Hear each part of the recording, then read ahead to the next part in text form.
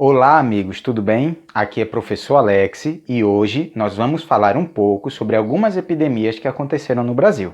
Nós escolhemos duas, a febre amarela, lá em 1685, e a gripe espanhola, em 1918. Por que nós escolhemos falar sobre esse tema hoje? Porque hoje, abril de 2020, nós estamos enfrentando no mundo todo uma crise de Covid-19. É uma gripe que começou lá na China e se espalhou pelo mundo todo, virou uma pandemia.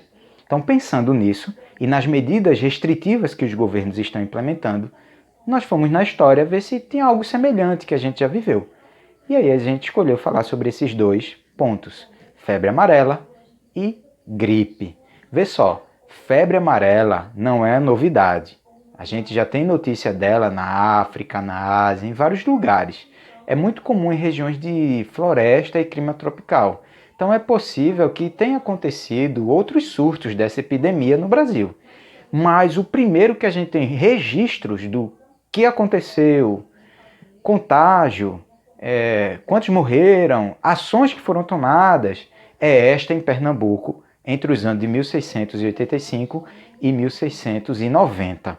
Nesse período de alguns anos, estima-se que 1/5 da população do Recife tenha morrido em consequência da febre amarela. É muita gente, 1/5. Então, o Marquês de Montebello era o governador de Pernambuco na época de 1690. Ele chegou a Pernambuco e 10 dias após sua chegada ele ficou gravemente doente, quase morreu. Então, depois da sua recuperação, ele tomou a iniciativa de cuidar dessa parte sanitária. E a ação dele se baseou em 4 ângulos, digamos assim, 4 pontos. O primeiro, purificação do ar. O segundo, purificação das casas. O terceiro, cuidado com o lixo. E o quarto, cuidado com os doentes. Nós vamos agora detalhar cada um desses pontos. Purificação do ar. Você pode estar se perguntando, mas purificar o ar? Pois é. No século XIX, havia a ideia de que as doenças eram transmitidas pelos maus cheiros, pelos miasmas, o mau cheiro. Então, se eu tenho um fedor na cidade, então eu tenho doença circulando na cidade. O que é que ele faz? Ele dá a ordem de em cada rua do povoado do Recife ser acesa fogueiras no início da noite e nessas fogueiras ser colocado aromas, aroeira, erva doce, murta, para que o cheiro dessas ervas queimadas purificasse o ar e assim espantasse a doença. Não havia o conhecimento como nós temos hoje, de que a febre amarela é causado pelo mosquito Aedes aegypti. Ele transmite o vírus de indivíduo para indivíduo. A ideia era que o mau cheiro transmitia a doença. Então, essa ação na cabeça deles favorecia o combate à doença. O segundo, purificação da casa. É a mesma lógica da purificação do ar na rua. Eu tenho que purificar a minha casa. Então, durante o dia, abrir a janela, deixar a luz entrar, pintar a casa de cal, branco, limpar a casa, tirar teia de aranha, mudar móveis de lugar, tirar todo o lixo, lavar o chão com cal virgem e água. Se na casa tivesse alguém que ficou doente, lavar bem as roupas desse indivíduo, de preferência 3 vezes, e deixar de 30 a 40 dias expostas no sol. Se isso não resolvesse, assim, o cheiro continuasse, ou aquela mancha da secreção continuasse, deveria se queimar, tanto a roupa quanto o colchão que ele dormia. Então veja que foram medidas bem enérgicas, que entraram na casa das pessoas. Dizer o que você deve fazer dentro da sua casa. Isso nunca tinha sido visto, nunca tinha sido feito. O terceiro ponto era cuidar do lixo. O lixo era descartado em qualquer lugar. Não tem coleta seletiva, como a gente tem hoje. Não tem carro do lixo, não tem gari. Eram os escravos que jogavam esse lixo fora. Às vezes deixavam na frente da casa, às vezes jogavam no mangue, às vezes no rio, às vezes na praia. Então, isso acabava acumulando lixo e deixando muito mau cheiro. Então, como a ideia deles era combater o mau cheiro, então pega esse lixo e bota para longe. Eles miraram no que viram e acertaram no que não viram. Eles miraram no cheiro, mas acertou o mosquito. Porque todas essas medidas favorecem o combate ao mosquito. E diminuiu a transmissão. As doenças começaram a diminuir. E a quarta iniciativa é o dos doentes. Pega os doentes e põe para longe, isola, cuida deles longe dos saudáveis. Diminui a circulação de pessoas na cidade, não deixa as pessoas circularem, sobretudo à noite, principalmente as mulheres. Criou-se uma polícia específica para regular a chegada de pessoas no porto. Antes do desembarque, essa polícia entrava nos navios e fiscalizava para ver se tinha alguém doente, quais eram os sintomas, que não era difícil ter pessoas doentes nos navios desse período. E não deixavam desembarcar, mandava para ficar lá isolado, que a gente chama hoje de quarentena. Então, isso foi feito pelo Marquês de Montebello, né? Eram ações assim, novidades, nunca ninguém tinha feito isso e deu resultado. Outro cuidado com os doentes, quando esses já não eram mais doentes, quando eles morriam, é como se enterravam esses doentes. Era longe da cidade. Ainda havia o costume de enterrar as pessoas dentro da igreja. Então isso passa a ser proibido. E também o costume de enterrar várias pessoas na mesma cova. Então isso também deixa, nesse momento pelo menos, de acontecer. As pessoas vão ser enterradas longe, a 5 palmos do chão, e não a 7 como a gente fala hoje, a 5 palmos do chão. Depois que ele fosse sepultado, cobria-se a cova, em cima da cova fazia uma fogueira, durante 3 dias essa fogueira sem parar, ficava queimando, para o cheiro do defunto não sair por aí, contaminando as pessoas, a gente sabe que não era. E depois dos 3 dias era feito um ladrilho na cova. O que é isso? Se você já foi no cemitério, você viu que tem algumas covas que tem uma paredinha de tijolo, né? Tem um formato assim, um retangular, feito o caixão de tijolo. Então é isso, o ladrilho. Ladrilhava e para que o cheiro, o mau cheiro, os vapores, como eles falavam na época, não contaminassem as pessoas. Além disso, Pernambuco estava passando por uma grave crise econômica. O valor do açúcar, que era o principal item na pauta de exportação, estava com o menor valor que ele já teve na história. Nem num período de guerra, da expulsão dos holandeses, e antes dos holandeses se fixarem aqui na guerra de conquista, né? O preço do açúcar foi tão baixo. Isso quebrou comerciantes, senhores de engenho, donos de escravos, travou a economia. Para agravar a situação, você ainda tinha muitos piratas que atacavam constantemente a costa do Brasil e aqui a região do Nordeste para capturar os navios que levavam açúcar para a Europa e também os navios de cabotagem, que são aqui uns barcos, a gente fala navio, mas é barco, né? Aqueles barcos que vão de porto em porto, levando sal, comida, até açúcar também, né? E para abastecer as regiões. Então veja, você tinha uma crise econômica e um desabastecimento. Então isso e doença. Então foi grave. Foi uma situação muito difícil que demorou alguns anos para Pernambuco poder se recuperar.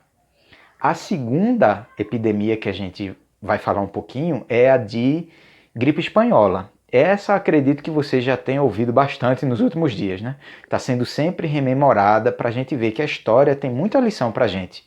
E que a gente não pode cometer os mesmos erros. No início da gripe espanhola, as autoridades tentaram abafar, dizer às pessoas que não era tão grave assim, que era só mais uma gripezinha, que a gente já tinha passado por outras e essa era só mais uma. Só que a gravidade era muito maior. E por que isso aconteceu? Para não colocar pânico nas pessoas? Porque estávamos tendo uma outra coisa muito maior, que era a Primeira Guerra Mundial? Por desonestidade? Talvez. Talvez seja tudo isso. Mas isso aconteceu. Foi tentado abafar. E daí vem o nome da gripe espanhola. Porque a imprensa da Espanha começa a divulgar essas notícias da gripe, da morte de tantas pessoas. Por que a Espanha? Porque a Espanha não estava na guerra, a Espanha era neutra. Então a imprensa espanhola divulgou amplamente a gripe. Então, isso fez com que na cabeça das pessoas, se a Espanha estava falando da gripe, a gripe é espanhola. Então, por isso, gripe espanhola. Mas, muito provavelmente, ela surgiu lá no Texas, nos Estados Unidos, em março de 1918. E chega à Europa em abril de 1918, quando os Estados Unidos se engaja militarmente na guerra. E se espalha como fogo em palha seca pela Europa. Por motivos óbvios, né? Guerra gera fome, dificuldade de infraestrutura, e fome vai gerar corpos mais debilitados. Então você tinha fome, você tinha guerra, você tinha falta de estrutura, você tinha falta de medicamento, e isso devasta a guerra, ou devasta a Europa. No final da Primeira Guerra Mundial, os soldados já morriam mais de gripe do que de tiro. Isso vai sendo cada vez mais falado na imprensa. Mas ainda governantes dizendo, não, isso aí não existe, estão supervalorizando. No Brasil, a gente foi no início nessa onda também. Ah, isso está acontecendo na Europa, minha gente, está lá na Espanha. Aqui é Brasil, é muito longe, a doença não vai chegar aqui. Só que chegou. Chegou por meio de navios. Né? Pessoas contaminadas, vindos da guerra, acabaram transmitindo a doença dentro dos navios, e essas pessoas desembarcaram no Brasil e espalharam a doença. Primeiro, aqui em Recife, no navio Demerara, que vem com o correio.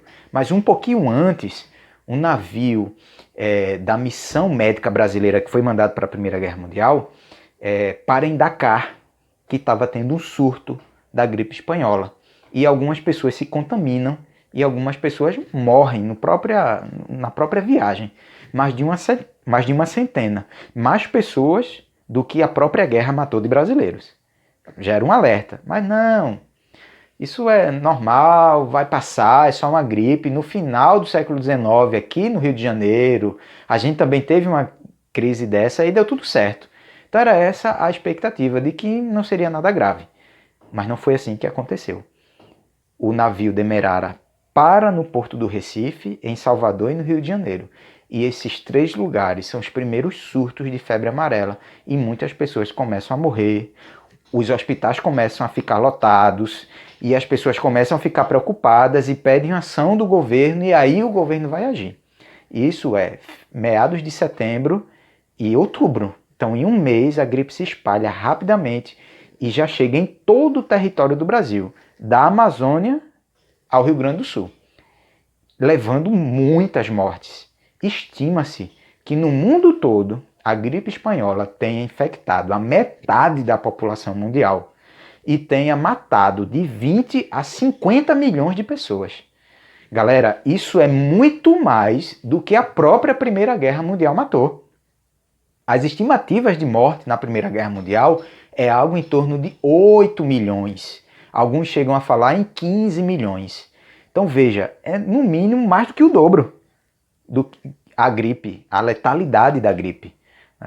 Para a gente ter um nível de comparação, no Brasil, 35 mil pessoas morreram.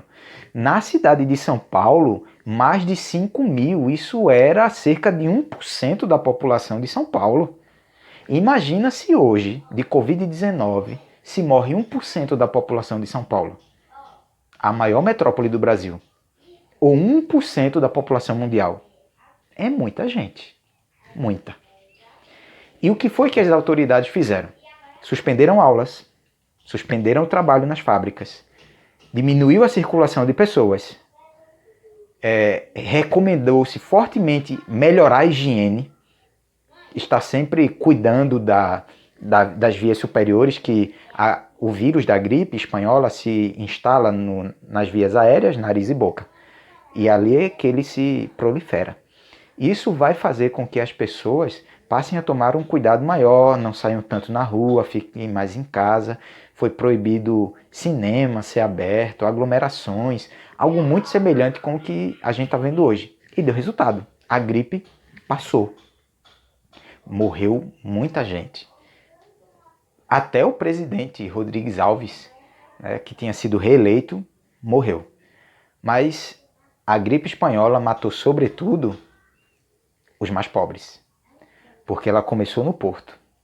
E no Porto eram os mais pobres que trabalhavam, que levavam sua doença para os seus familiares e espalhava-se na comunidade.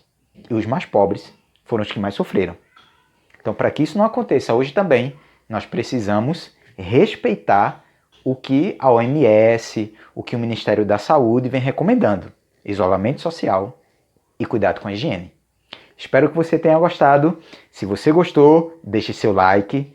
Põe aí nos comentários também o que você está achando do vídeo, o que você achou do vídeo, sugestões de novos temas. A gente tem um quadro só para sugestões, então o canal está no começo. Então você pode sugerir um tema, a gente pesquisa sobre ele e faz um vídeo. Espero que a gente continue se encontrando. Toda semana tem vídeo novo e até a próxima. Tchau!